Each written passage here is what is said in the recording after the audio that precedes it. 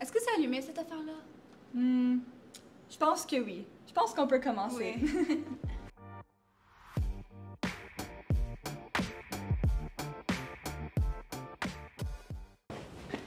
Bon, je pense que nous sommes maintenant prêts afin d'accueillir notre invité. Allons-y.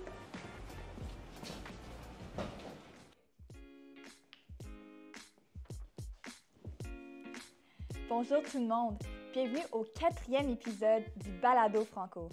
Je me présente Cassandra McElhone, votre animatrice de cette série. Aujourd'hui, j'ai le privilège de vous présenter une invitée super impliquée au sein de la communauté SDG.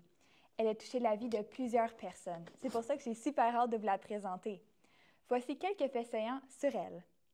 Elle était participante d'un concours de beauté qui faisait la promotion de l'acceptation de soi.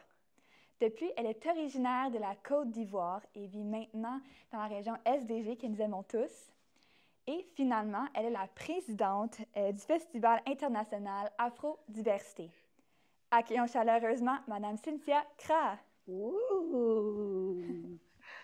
Bonjour. Allô, bonjour. Vous allez bien? Oui, ça va bien, et vous-même? Ça va super bien, merci d'être là. Merci aux téléspectateurs qui nous regardent en ce moment. Ben oui, C'est un définitivement. privilège pour moi d'être ici aujourd'hui pour expliquer mon parcours. Définitivement. Oui. On va commencer ça mollo. Pouvez-vous vous présenter et ensuite expliquer votre implication au sein de la communauté francophone? Donc, je me présente. Mon nom, c'est Adjoa Flora Cynthia Kra et je suis d'origine de la Côte d'Ivoire, qui est un pays francophone. Oui. Je rappelle qui est un pays francophone situé en Afrique. Je rappelle qu'en Afrique, nous avons 13 pays francophones. Donc, je fais partie de cette francophonie depuis ma naissance. Je peux dire que le français est ma langue maternelle, en dehors des ethnies que nous avons en Côte d'Ivoire. Oui, définitivement. Je sais que vous êtes la présidente Oui. d'un événement qui a eu lieu la semaine dernière, justement. Ben oui, effectivement, je suis la présidente du Festival international Afro et Diversité de la ville de Cornwall, SDG. Effectivement, nous avons eu la célébration il y a de cela quelques jours, du 12 au 14, et ça a été vraiment un week-end de feu, un week-end magique, un week-end de célébration de la diversité culturelle où les Afros ont eu le temps de partager leur culture avec la diversité ici de la ville de Cornwall. Définitivement. Est-ce qu'il y a un moment peut-être qui vous a marqué pendant cet événement-là? Ben oui. J'ai beaucoup aimé le moment de communion qu'il y a eu avec d'autres cultures, comme par exemple, j'arrête pas de citer le groupe Filipino qui allait me chercher avec leurs prestations artistiques parce qu'ils ont apporté une case qui m'a rappelé les petites cases qu'on voit en Afrique, dans les petits villages. OK. Et ça m'a cherché. Et même leur tenue qu'elle portait, ça me rappelait des tissus tissés qu'on retrouve aussi en Afrique, en Côte d'Ivoire, au Burkina, au Mali et tout. Donc, j'ai trouvé le point commun. Je me suis dit, oh, j'ai vraiment bâti ce projet, mais je n'avais pas vraiment vu peut-être la portée, mais en même temps, j'ai été satisfaite et je me suis dit, oh, je cherchais à trouver ce point commun-là, le point commun d'inviter la diversité à venir partager avec nous la Oui. culture africaine. Oui, mais c'est vraiment important d'avoir un partage de culture pour pouvoir montrer aux autres leur origine, d'où ils viennent. C'est vraiment important de pouvoir partager ça avec la communauté. Oui. Donc, c'est super beau comme festival. Félicitations. Merci. Donc, pendant ce festival-là, est-ce qu'il y avait des liens avec la francophonie, justement, de la musique peut-être? Bien sûr. Donc, comme je dis, j'ai toujours l'habitude de dire, c'est un festival qui a une identité francophone. Oui. Pour ceux qui étaient là, pour les festivaliers, je pense qu'ils ont dû le remarquer parce qu'on communiquait toujours en français d'abord. Ensuite, on faisait la traduction en anglais, vu que le Canada reste quand même un pays bilingue. Et nous avons quand même invité les francophiles à nous rejoindre. Donc, il fallait aussi les satisfaire. Mais tout commençait en français et nous avons invité aussi des ambassadeurs de la francophonie qui sont arrivés. Et moi, la francophonie, comme je dis, c'est ma base. C'est mon moi, c'est mon ADN. Je ne peux pas me séparer de mon ADN. Non, définitivement. Puis je vous comprends. Ben oui. Donc, vous avez aussi fait une lecture de poésie à la Journée nationale de la femme. Oui. Pouvez-vous me parler de ça? Effectivement, j'ai fait une poésie à la Journée de la femme qui parlait des femmes. Une poésie écrite par un des écrivains très connus en Afrique, et Kamara Laye, je pense bien. Et ça a été ce moment-là, on m'a demandé de faire une poésie sur la femme. Oui. Donc, je suis allée me ressourcer un peu avec les écrivains qu'on a eu à étudier à l'école secondaire ou à l'école primaire. Je dis, ben, ça colle bien avec le thème de la femme. Et je pense que ça cherchait tout le monde, puisque dans sa poésie, il a souligné la femme africaine, la femme blanche, la femme asiatique, toutes sortes de femmes. La femme qui porte la casquette de directrice, de femme au foyer, de tout ça. Donc, je pensais que je me suis dit que c'était le bon moment pour moi de lire cette poésie-là. Ben oui, donc c'est un super beau projet, puis une super belle initiative, justement, pour promouvoir la francophonie par la poésie et de pouvoir démontrer la diversité là-dedans aussi en français. Donc, c'est vraiment super. Merci. Donc, pour continuer, dans vos multiples projets que vous faites part dans la communauté, comment est-ce que vous représentez la francophonie dans ces projets-là, ou même dans les événements? D'abord, je rappelle que je suis fière d'être dans le CA de l'ACFO en tant que secrétaire générale. C'est un mandat que j'adore parce que ça m'a permis aussi d'apprendre davantage sur la région de l'SDG, sur la ville de Cornwall. Et ça m'a encore encouragée, donné cette fierté d'appartenir à cette francophonie-là. J'ai toujours mentionné, j'ai toujours dit que ma première porte ouverte à Cornwall, c'était l'ACFO. L'ACFO m'a ouvert sa porte. En ce moment, il y avait la présidente, Madame Diane Poirier, qui m'a reçue la toute première à Cornwall et qui m'a aidée à faciliter mon intégration. Tout de suite après, j'ai travaillé dans une compagnie francophone ici à Cornwall. Donc, je n'ai jamais quitté tout ce qui est organisation, tout ce qui est entourage francophone. Et je salue aussi les femmes immigrantes francophones de Cornwall, dont je suis membre aussi. Et j'aime beaucoup aussi cette organisation aussi qui emmène et encourage les femmes immigrantes francophones aussi à s'assumer. Définitivement. Puis ça, c'est un vraiment bon point à porter. C'est très important de s'assumer. Puis en parlant d'intégration aussi, est-ce que vous avez déjà vécu de l'insécurité linguistique dans votre vie en général? Et si oui, comment est-ce que vous l'aviez gérée? Bien sûr! J'ai vécu de l'insécurité linguistique.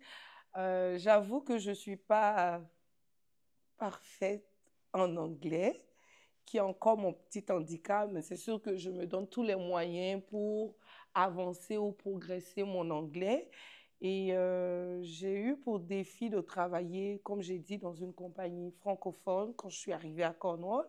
Mais je n'avais pas le choix de recevoir des clients anglophones parce que j'étais comme une sorte de conseillère pour l'ouverture. C'était dans un domaine financier.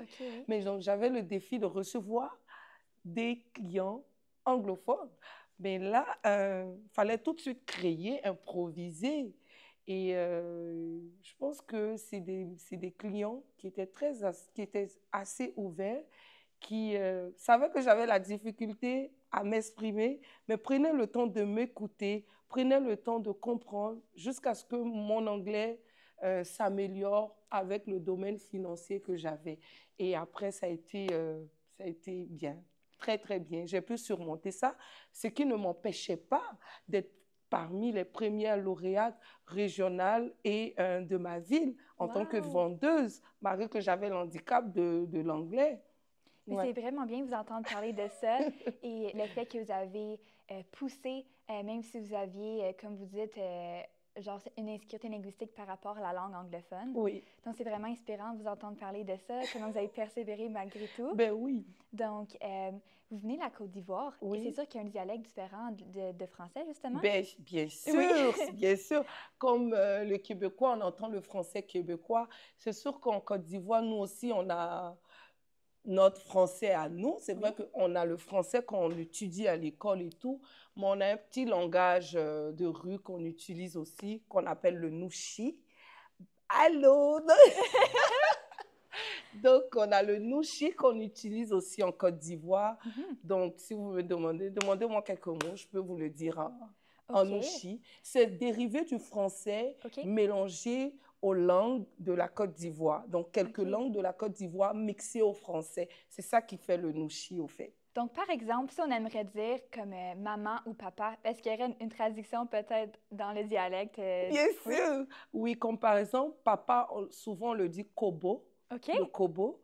Et puis, maman, on le dit la madré, un peu, on l'utilise un peu l'accent latino, madré, ou bien on le dit ma vieille mère, ma vieille, tu vois, donc c'est un peu ça. OK, intéressant. Donc, par exemple, je veux manger, j'ai envie de manger, j'ai envie de boire. Boire, c'est manger. OK, wow, c'est bien. Mais c'est super bien que les gens à la maison puissent apprendre ça aussi. Donc, merci beaucoup pour le partage, c'est vraiment important. Donc, en 2024, donc aujourd'hui, comment est-ce que vous vivez votre francophonie? Je la vis très bien, je la vis très bien et je rappelle et j'informe ceux qui ne connaissent pas encore la ville de Cornwall que la francophonie existe bel et bien. La francophonie existe en Ontario, la francophonie existe dans la ville de Cornwall et vous pouvez vivre pleinement votre francophonie si vous vivez en région ou en province anglaise. Parce que pas mal de personnes ne sont pas informées que la francophonie existe en Ontario. Donc, moi, j'encourage les personnes qui ont encore cette crainte de dire « Oh, je ne peux pas vivre en Ontario, il y aura seulement l'anglais. » Oui, il y aura l'anglais, ça sera un plus pour toi parce que tu vas l'apprendre, mais il y aura des organismes francophones qui vont t'encourager, qui vont t'emmener à t'intégrer, qui vont te trouver même des emplois francophones. Donc, je pourrais dire que je me sens vraiment très épanouie dans la ville de Cornwall avec ma francophonie et mon plus qui est l'anglais que j'améliore chaque jour. Et oui, merci beaucoup d'avoir partagé ça. C'est vraiment important de rappeler aux gens qu'il existe des francophones hors de la province du Québec. On est là, on existe nous aussi. Puis c'est sûr qu'on veut accueillir d'autres gens qui veulent apprendre la langue, justement, et qui veulent venir ici parler en français. Donc, c'est vraiment important d'avoir mentionné ça. Merci. Comment est-ce que votre parcours personnel a-t-il influencé votre perception de la francophonie? Et comme je l'ai mentionné depuis la vidéo, je disais que la francophonie est mon ADN. Je suis francophone d'origine parce que je viens d'un pays qui est habité par la francophonie. J'ai étudié en français depuis l'école primaire jusqu'à l'université et j'ai vécu d'abord à Québec, précisément à Montréal, je peux dire. À Montréal, bien vrai que j'ai fait quand même un petit séjour à Québec City. Mais mon parcours professionnel, j'ai toujours travaillé dans les entreprises francophones. Et ça m'a aidé ou je ne sais pas comment vous expliquer comment ça joué sur ma perception parce que c'est mon ADN. Définitivement. C'est mon ADN, c'est quand je me réveille le matin, la première langue que j'utilise, c'est le français. Oui. Allô, bonjour. Donc, c'est vraiment, c'est mon ADN, c'est mon moi, je fais tout en français. Je suis fière de faire partie de cette francophonie-là et je souhaite que cette francophonie aussi grandisse. Oui. Pourquoi pas? Bien, en parlant de laisser grandir les choses, il y a beaucoup de futures générations qui vont arriver bientôt et qui vivent en ce moment. Qu'est-ce que vous souhaitez pour les futures générations qui vont vivre dans le monde de la francophonie et qui a peut-être des enjeux en ce moment qu'on vit, surtout avec le postsecondaire, des choses comme ça qu'on a déjà mentionnées. Qu'est-ce que tu aimerais voir pour la future génération francophone? Qu'ils s'assument. Oui. Pourquoi je parle, pourquoi j'utilise assumer? parce que ce que je remarque, c'est que pas mal de personnes sont francophones, mais n'aiment pas utiliser souvent le français à l'extérieur. Faut aller les forcer, creuser, pour qu'ils s'expriment en fin de compte en français. Je veux juste qu'ils s'assument d'être francophones, parce que la langue française est une très belle langue. C'est une langue très, très jolie à entendre.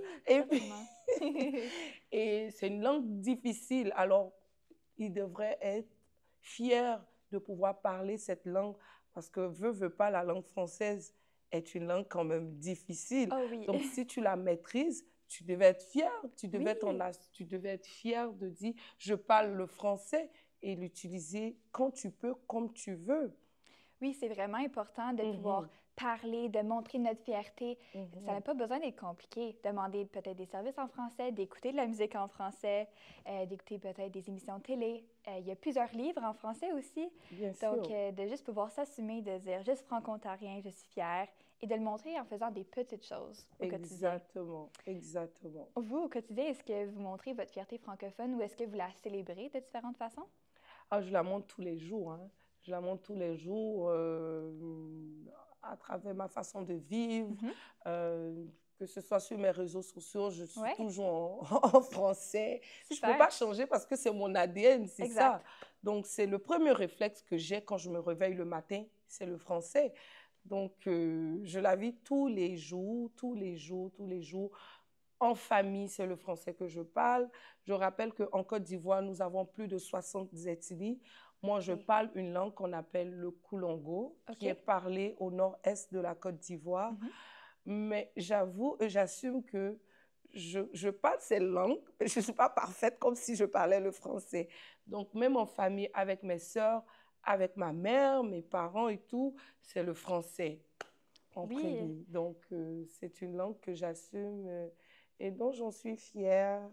Mais moi aussi, je suis fière de ma langue. Puis je pense que même ça à la maison, ils sont fiers d'être francophones. Ben oui. C'est super bien de découvrir des francophières de la communauté. Donc, c'est pour ça qu'on voulait vous interviewer aujourd'hui. Merci. Donc, je pense que c'est un bon temps. À chaque émission, ce qu'on fait, c'est qu'on pige un papier du bocal. D'accord. Et ensuite, c'est un fait saillant sur la francophonie de la communauté SDG. Donc, je vais vous laisser choisir un des papiers. Et ensuite, je vais pouvoir le lire. D'accord. Oh, d'accord. Alors, le mât du drapeau franco-ontarien à Cornwall mesure 12,5 mètres de longueur. À tous les ans, le monument de la francophonie accueille les jeunes des écoles de la région vêtus en vert et blanc. Donc, depuis que moi, je suis toute petite, on célèbre la journée franco-ontarienne. Oh, je connais la date. Oui, voulez-vous la partager? Ben oui, je sais que le 25 septembre, la francophonie est célébrée. Pourquoi j'ai retenu cette date? Parce que le 25 septembre rappelle ma première journée au Canada. Wow! Je suis arrivée le 24 septembre 2012 et j'ai quitté la Côte d'Ivoire le 24. Je suis arrivée ici le 25 septembre. Donc, j'ai franchi la porte du Canada le 25 septembre 2012. Fait que quand j'ai essayé d'approfondir un peu mes recherches sur les franco-ontariens et tout, quand je suis arrivée à Cornwall, j'ai vu que c'était le 25 et j'ai dit, waouh, ça c'est une date à retenir que je ne vais jamais oublier. Et j'ai été fière de participer même à ça l'année passée. Non, l'année passée? Ouais. Oh, le temps passe vite, hein. Ça va bientôt faire 1 an. Oh mon Dieu! Fou. Oh mon Dieu! En tout cas, septembre dernier, j'étais au Parc Lamoureux avec des élèves des écoles secondaires pour célébrer cette francophonie-là. Franchement, j'ai beaucoup adoré. Ah oui, c'est tellement une belle célébration. Les gens sont allumés. Ils veulent vraiment s'habiller pour montrer leur fierté francophone. Exactement. Donc, c'est super bien de voir ça. Oui. Donc, est-ce que vous avez peut-être un endroit à Cornwall qui représente la francophonie pour vous? Un endroit? Oui. Ben, il y a le monument. Oui, c'est ça. Il y a le monument de la francophonie qui est proche du Parc Lamoureux. Oui. Oui, cette place-là, je l'adore beaucoup parce que je vois certains noms comme Madame Diane Poirier, que je connais, qui est encore vivante, que je vois le nom sur le mur. Oui. Et puis, il y a Lac Faux. que je visite tout le temps. Oui, bien sûr. C'est le centre Charles-Émile Claude. C'est ça, centre Charles-Émile Claude, voilà.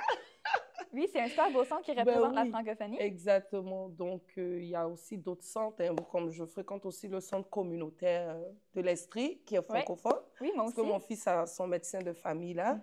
Et je pense qu'il y a le centre psychosocial, il y a le centre On y va, il y a Maison Interlude, il y a les écoles francophones qui sont là, comme Notre-Dame.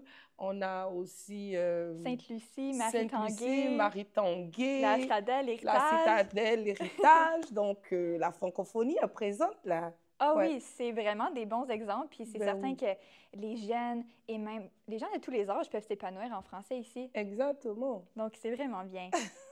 Alors, Madame Cynthia Kra, merci beaucoup d'avoir été là avec nous aujourd'hui. Merci. On a pu en apprendre davantage sur vous, sur la culture, la diversité, sur la région SDG. Donc, c'était vraiment enrichissant comme balado. Merci beaucoup d'avoir été là. Merci, merci, merci à tout le monde aussi. Merci de m'avoir invitée. Je suis vraiment honorée. Et j'espère qu'on se reverra encore pour un autre balado, pourquoi pas? Ben oui, ça serait vraiment bien. Pour bien. la mise à jour de mon parcours, pourquoi pas? Définitivement, c'est à voir. Mais ce n'est pas tout. Si vous voulez entendre d'autres choses sur Mme Cynthia Kra, allez écouter le balado La Petite Histoire, animé par Marianne Damé-Barky. N'oubliez pas de revenir sauter dans notre étang la semaine prochaine. Au revoir! Au revoir!